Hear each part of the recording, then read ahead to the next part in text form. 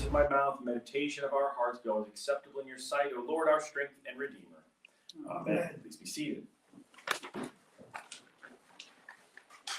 I wonder what Jesus would have to say to Elisha and his request he made of Elijah.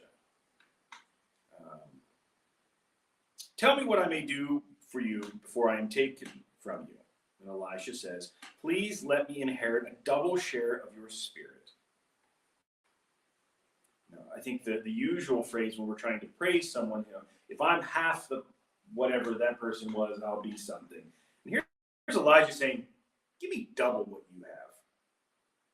I want twice as much. I mean, it almost echoes of James and John asking to sit at Jesus' right hand. Of course, they bring their mother along to make sure that she yells at Jesus too. It just seems like such a strange request and kind of out of place. And then we've got in the gospel, when you pray in secret, do these things in secret, don't do things so other people can see you. And there's Elijah saying, hey, give me twice as much as you have. I want to.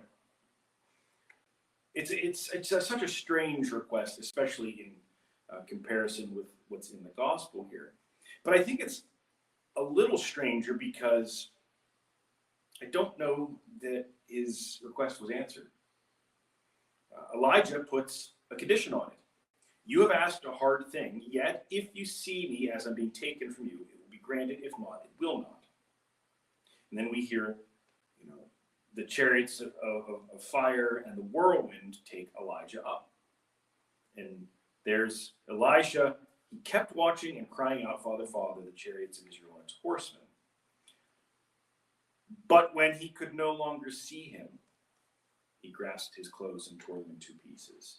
So did Elisha see Elijah as he was taken up?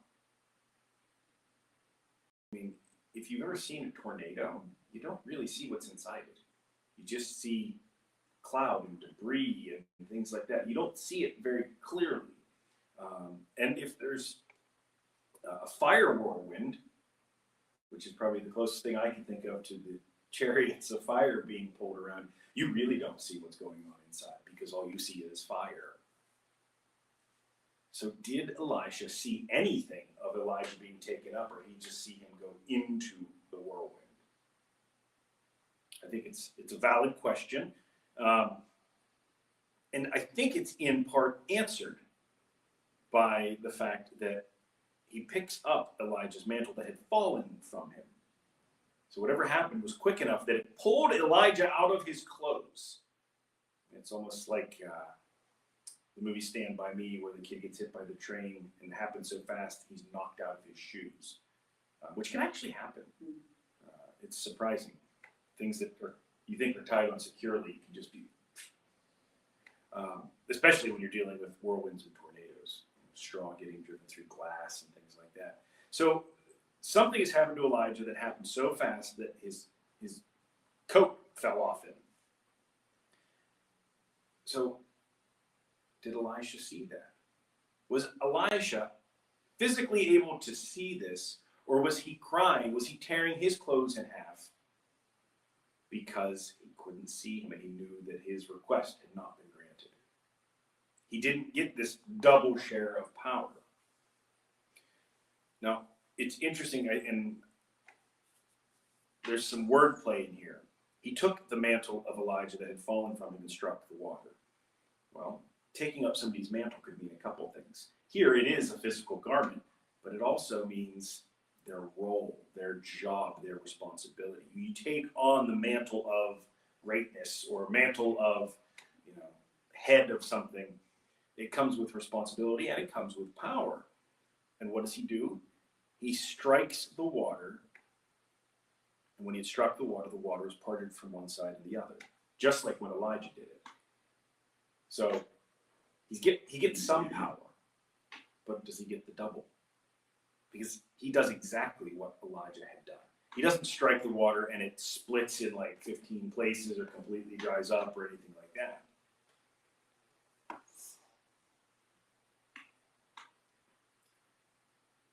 I think his request was, well, I'm going to assume that his request was well meant.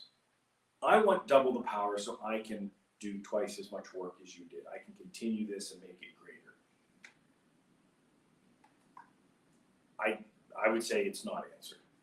But he is given something. He is given the mantle of Elijah, the role, the power, the responsibilities of Elijah.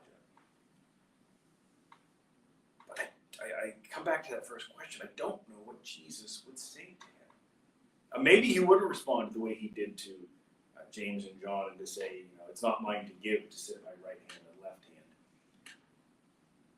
Much like Elijah, this is a hard thing you ask.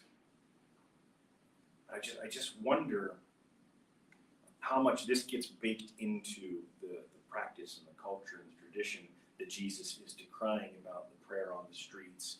You're standing on the corner and doing this, because even though Elisha may have been acting out of good intentions, what he was doing was being seen. We're not told there are people around. But somebody was there to record this, or at least he told people about it afterwards. So there are witnesses, even if they're after the fact.